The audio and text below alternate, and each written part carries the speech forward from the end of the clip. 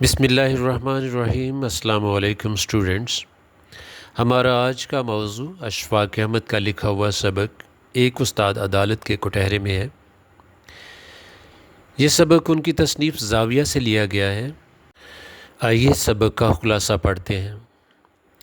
جس زمانے میں روم یونیورسٹی میں لیکچرر تھا، اس وقت میں وہاں کا سب سے کم عمر پروفیسر تھا۔ گرمیوں کی چھٹیاں تھیں۔ دوپہر کے وقت مجھے ریڈیو اسٹیشن پر اردو براڈ کاسٹ کرنا ہوتی تھی۔ روم میں دوپہر کے وقت سب لوگ قیلولہ کرتے تھے۔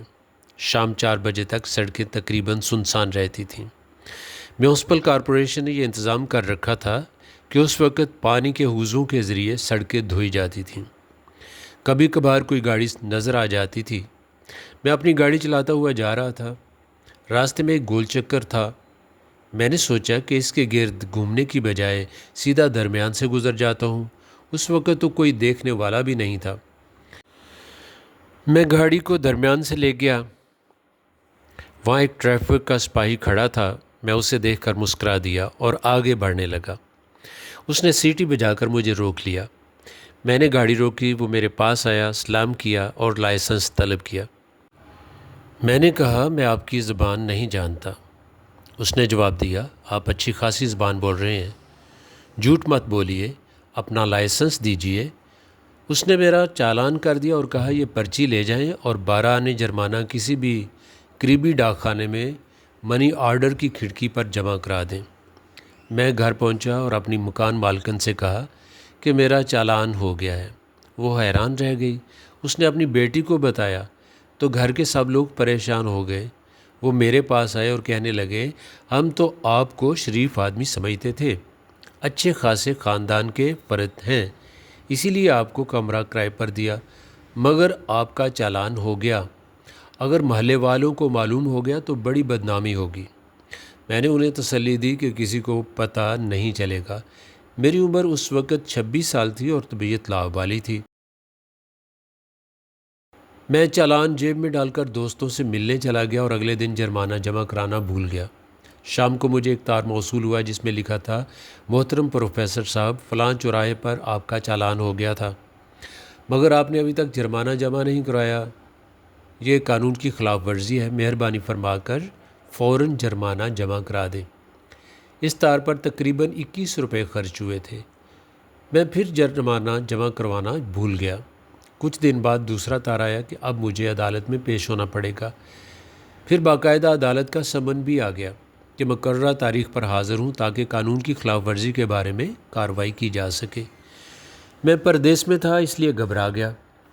میرا ایک دوست ڈاکٹر بالدی تھے۔ وہ مجھے اپنے ایک وکیل دوست کے پاس لے گئے۔ اس نے کہا، اس معاملے میں بہتر یہی ہے کہ آپ خود عدالت میں جا کر پیش ہوں۔ میں مقررہ تاریخ پر عدالت پہنچ گیا۔ مجھے احترام کے ساتھ بلایا گیا، لیکن قانون کے مطابق کٹہرے میں کھڑا ہونے کو کہا گیا۔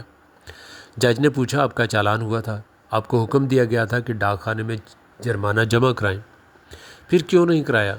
میں نے عرض کیا، یہ میری کوتاہی تھی، مجھے جرمانہ جمع کرا دینا چاہیے تھا، مگر میں بھول گیا۔ جج نے کہا، آپ کی غفلت کی وجہ سے پولیس عدالت کا وقت ضائع ہوا اور پورا نظام متاثر ہوا۔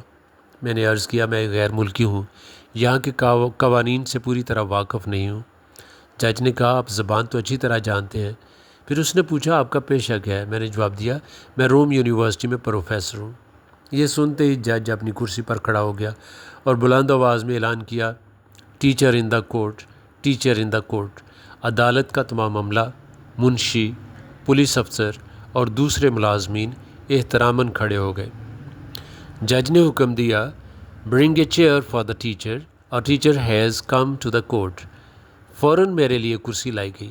جج نے کہا، استاد کھڑا نہیں رہ سکتا۔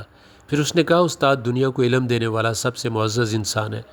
ہم جو کچھ ہیں اپنے اساتذہ کی بدولت ہیں۔ آج ہمیں قانون کے مطابق آپ کا مقدمہ سننا پڑ رہا ہے، لیکن ہمیں اس بات پر دلی افسوس اور شرمندگی ہے کہ ایک معزز استاد ہماری عدالت میں بطور ملزم کھڑا ہے۔ اس کے بعد جج نے کہا، عدالت کے قانون کے مطابق ہم آپ کو سزا دینے کے پابند ہیں، اس لیے ہم آپ پر دوگنا جرمانہ عائد کرتے ہیں۔ میں نے جرمانہ قبول کر لیا۔ جب میں عدالت سے باہر نکلا تو جج عدالت کا عملہ منشی اور دوسرے اہلکار میرے ساتھ باہر تک آئے اور مسلسل کہتے رہے teacher in the court, teacher in the court. انہوں نے مجھے انتہائی احترام کے ساتھ میری گاڑی تک پہنچایا۔ گھر واپس پہنچ کر میں نے عدالت میں ملنے والی عزت کے متعلق مالکن کو بتایا۔ وہ بہت خوش ہوئی۔